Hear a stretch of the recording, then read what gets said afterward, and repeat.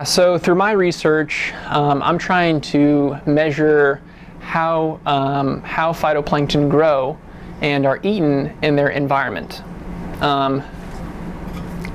And so basically what we want to find out is how fast are phytoplankton growing, how fast are they being munched on, and how does this impact the fate of phytoplankton.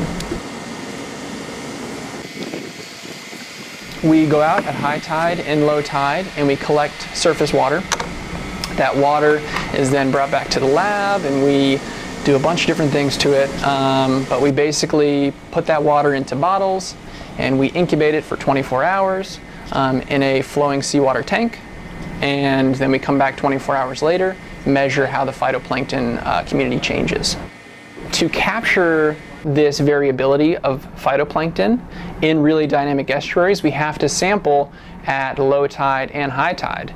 And what we're seeing is sampling time matters. And so if you go out and you sample phytoplankton at high tide, you might get really different growth and grazing rates than at low tide.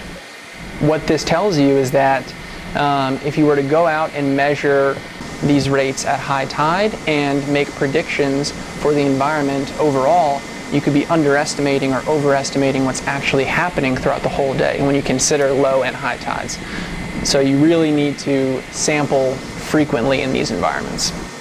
Yeah, so we're finding some really interesting results from this, and basically things are more complex than we thought, and there's definitely differences in these rates between tides, and grazing is higher at low tide, which is an interesting finding.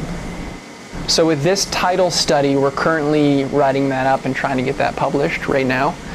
We're also going to present that at an upcoming conference in February at the Ocean Science meeting, and then I'm also continuing weekly sampling in the estuary to kind of characterize these long-term trends.